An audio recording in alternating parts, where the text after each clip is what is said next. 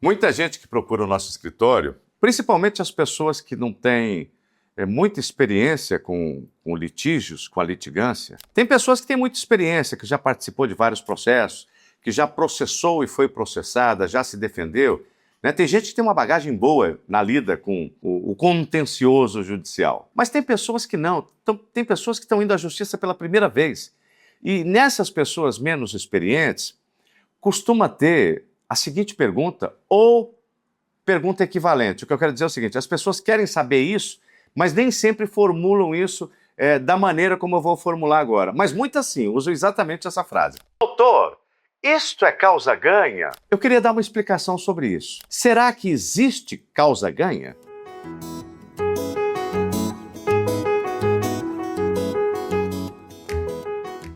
Olá pessoal, meu nome é Lucélio Lacerda, eu sou neurodivergente, advogado de neurodivergentes e meus contatos profissionais estão na descrição. Existe causa-ganha? Olha, eu tô para te dizer que a única ação judicial, se eu pensar um pouquinho, talvez eu encontraria outros exemplos, mas eu acho que esse é um bom exemplo. A única ação judicial que não tem a chance de uma pessoa perder é a ação de divórcio. E mesmo assim, não tem chance dela perder o direito material relacionado à dissolução da união matrimonial. Porque numa ação de divórcio, ela pode perder outras pretensões.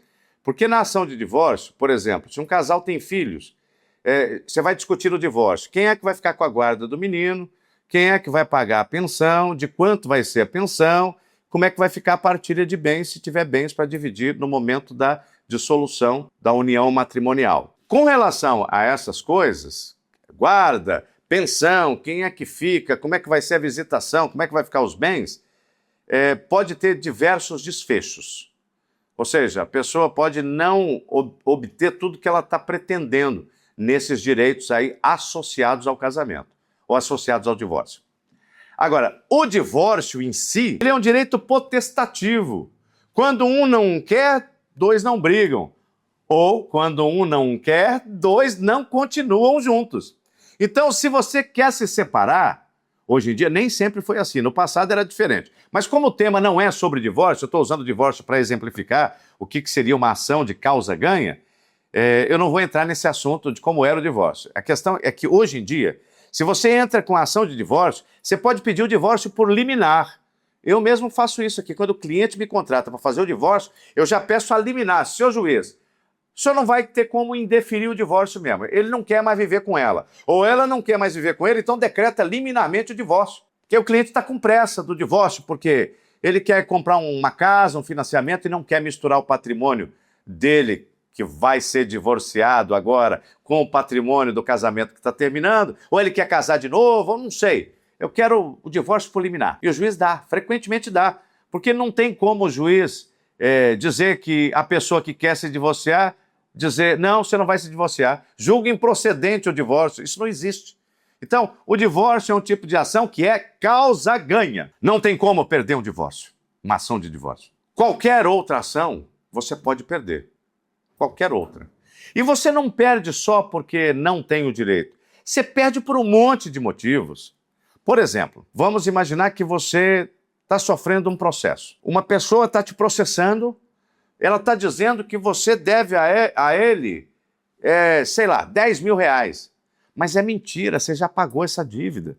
Você tem prova de que você pagou essa dívida. Então, o juiz vai mandar te citar, te notificar, para você apresentar essa defesa no processo. Se você não apresentar a defesa no processo, você não comparecer ao processo para provar a sua inocência, que você não deve, você vai perder a ação, mesmo não devendo uma pipoca para aquela pessoa que te processou, porque você tem que fazer a defesa. Se você não apresentou defesa, não compareceu ao processo, a primeira coisa que vai acontecer é a presunção de que os fatos narrados pelo autor da ação, ou seja, a pessoa que está te cobrando, são verdadeiros. Vai presumir que é verdadeiro e vai te condenar, você vai ter que pagar os 10 mil. Esse é um. Tem várias outras coisas que podem acontecer, tá? A testemunha pode faltar, a pessoa pode faltar numa audiência, num daqueles processos em que a participação na audiência é obrigatória, como Justiça do Trabalho e juizados especiais, aí a pessoa perde o processo mesmo tendo direito. A pessoa pode perder um prazo do recurso, ela tinha chances enormes de vencer a ação e perde por esse motivo, embora ela tenha o direito. Às vezes o juiz manda a pessoa, ó, eu quero tal documento aqui nos autos que eu estou com uma dúvida. O juiz mandou juntar documento, porque ele está com dúvida, junta o documento. Se você não juntar, você pode perder a ação, porque o conjunto de provas que o juiz utilizou para chegar à sua conclusão, baseada no livre convencimento motivado, estava faltando. E ele pediu para você juntar, você não apresentou a prova, vai perder o processo, mesmo tendo o direito. Mas, além disso, ainda tem outras razões para você perder uma ação. Por exemplo, você sabe que o juiz é um intérprete da lei. A lei diz o que é o direito, quem tem o direito, mas tem uma pessoa que vai mediar esta interpretação para a aplicação da lei no caso concreto. Porque a lei está escrita ali para todo mundo. Ela vale para todo mundo, para qualquer situação que se enquadre na moldura legal. Só que, no caso concreto, um juiz é que vai avaliar a situação e verificar se naquela situação aplica-se aquela lei daquela forma. E o juiz pode, inclusive, decidir aplicar de forma diferente. Ele pode dar a interpretação extensiva à lei. Tanto é que é comum uma mesma situação, uma situação igualzinha. Ela vai parar num juiz de uma vara e no outro juiz da vara que está ali no mesmo prédio, e esses dois juízes, em situações idênticas, decidem diferente. Porque aí é a linha de pensamento subjetiva do juiz. Cada juiz tem um modo de entender as coisas. Vai ter um juiz que vai te dar uma indenização porque um voo atrasou alguns minutos. E vai ter outro juiz que vai achar assim, não, isso é frescura, isso foi só uns minutinhos de nada, não tem que ter indenização, não. A lei é a mesma, o fato é o mesmo, os juízes são diferentes, então a interpretação da lei é diferente. Agora, o advogado experiente, ele pode lançar mão de certas fontes complementares do direito que dão a ele a segurança de trabalhar dentro de uma margem de probabilidade razoável. Por exemplo, no sistema de precedentes. Porque juízes das instâncias de piso, quer dizer, os juízes das varas, da primeira instância, são muitos, são milhares deles.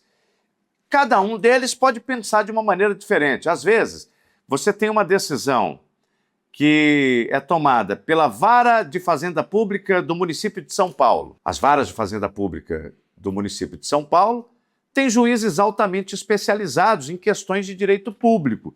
Então, a probabilidade de sair uma decisão ali muito subjetiva, equivocada, é muito menor do que numa vara judicial do interior de São Paulo, de uma cidadezinha bem pequenininha, lá no Vale do Ribeira, que está ali um juiz nas primeiras instâncias, um juiz substituto que passou há pouco tempo no concurso e que ainda não ganhou uma experiência muito especial na área do direito público. Aliás, ele é um juiz generalista, ele é o juiz da vara de uma cidade pequenininha e ele julga tudo. Ele julga o processo criminal, ele é emprestado pela Justiça Eleitoral nos anos de pleito, então ele julga direito eleitoral também. Às vezes tem um convênio com o INSS, ele julga ali os previdenciários, ele julga o civil, ele julga divórcio, ele julga inventário, ele julga tudo. Quer dizer, o cara é iniciante, acabou de ingressar na carreira e julga tudo, que não tem como você exigir que esse cara tenha uma alta expertise numa área, como tem um juiz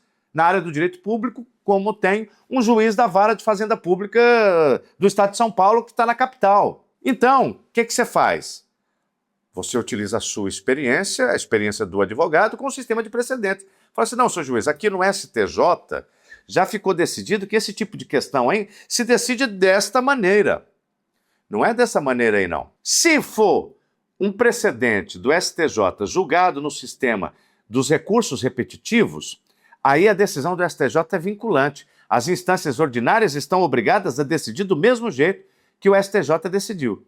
Só que tem situações jurídicas que estão num limbo, que elas não são idênticas àquelas que já têm julgamento vinculante dos tribunais superiores e que ainda não chegou lá para julgar essas controvérsias e que está cada juiz decidindo de um jeito. E aí o que precisa fazer? Precisa utilizar os princípios gerais do direito, você precisa usar a analogia, você precisa usar a lei de introdução ao ordenamento jurídico brasileiro, que fala o que o juiz deve fazer quando tem um limbo interpretativo, né? Quais são os princípios que devem orientar a decisão do juiz quando existem lacunas na lei. Porque, geralmente, quando as decisões são muito díspares, cada juiz está decidindo de um jeito, geralmente tem um artigo muito aberto, então logo tem uma lacuna que permite que a pessoa preencha aquilo com subjetividade. E subjetividade é diferente de livre convencimento motivado, sabe? É claro que o livre convencimento, ele tem alguma dimensão de subjetividade, mas não é subjetividade pura, porque ele tem que trazer essa subjetividade para o mundo exterior e fazer a conformação das conclusões que ele chegou com o ordenamento, com os dispositivos que orientam aquele tipo de situação jurídica. Você entendeu o tanto de coisa que está envolvido? Ou que está envolvida numa causa? Então, gente, não existe causa ganha. A gente aqui no escritório tem uma taxa de sucesso da ordem de 80%.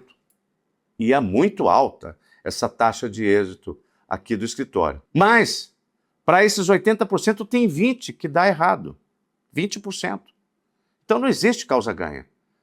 E esses 80%, são conquistados com muito suor, com muita dedicação, com muita atenção, com muita diligência. Porque se cochilar, você não consegue manter a média de êxito e de sucesso do escritório. Então, quando a pessoa vem me dizer que se a causa ganha, eu sempre digo que não, não existe causa ganha. Existe probabilidade. Tem direito ruim. Quando o direito é ruim demais, é uma aventura jurídica, eu nem pego a causa. Eu falo isso aí, esquece. Tem gente que chega aqui e fala assim, eu estou cansado de pagar pensão, eu quero entrar com uma revisão, eu quero entrar com uma ação de guarda para eu ter a guarda do meu filho para eu não precisar pagar pensão. Eu falei, esse tipo de causa eu não pego. Eu não pego. Pô, veja bem, a guarda de uma criança, ela tem que ser baseada no melhor interesse da criança, não é no interesse do pai que não quer pagar a pensão. Então eu nem faço. Causas que têm baixa probabilidade ou causas que que a pretensão da pessoa está em desconformidade com o que diz a lei. Eu sou até proibido, o Estatuto da OAB me proíbe de advogar contra disposição expressa de lei. Se a lei fala que uma coisa deve ser assim, deve ser deste jeito, desta determinada maneira, eu não posso entrar com um processo para fazer de uma maneira contrária ao que está dizendo a lei. Isso é advocacia temerária, você não pode fazer isso, é a proibição. Então, e isso também ajuda a gente a ter uma taxa de êxito maior, porque você só pega a causa se ela tiver uma probabilidade alta de acontecer o direito do cliente. Então, gente, causa ganha não existe. Existem direitos bons, direitos regulares, né? Direitos assim mais ou menos controvertidos, mas que tem uma chance, e direito ruim, direito que é ruim, sabe? O fundamento é ruim, o tipo de pretensão é ruim, às vezes decorre de alguma torpeza da pessoa que está querendo entrar com o processo. Então, veja, não existe causa ganha. Se o advogado disser para você que é causa ganha, você tem que saber 3 coisas sobre essa afirmação. O primeiro é que ele está mentindo. A segunda coisa que você tem que saber é que, além de mentindo, ele está cometendo infração ética. Infração ética porque a OAB proíbe expressamente que você faça esse tipo de garantia. E terceiro, além de ele estar agindo de forma antiética com você, porque ele está mentindo para você, ele está cometendo outra infração. É que ele está usando uma mentira para captar cliente. Não é porque se eu pudesse gravar um vídeo aqui, gente, a causa ganha, pode vir que a causa ganha. Você imagina quantos clientes iriam me procurar? Eu não prometo causa ganha e já tenho muitos clientes aqui no escritório, né? A gente tem dificuldade de atender a demanda, a gente está sempre contratando mais colaboradores para ajudar no atendimento da demanda. Imagina se eu dissesse que toda causa é causa ganha. Então, se alguém disser isso para você, atenção, é mentira. Não existe causa ganha. O que ganha a causa é o direito ser bom e o advogado ser diligente e também passar por instâncias que têm ótimos operadores do direito, ou seja, bons julgadores, julgadores experientes. Eu espero que esse vídeo tenha sido útil. Se ele foi útil, eu peço a você para se inscrever no canal, para clicar no sininho e para dar um like. Também compartilha com outras pessoas que, assim como você, possam ter interesse nesse assunto. Muito obrigado e até o nosso próximo encontro.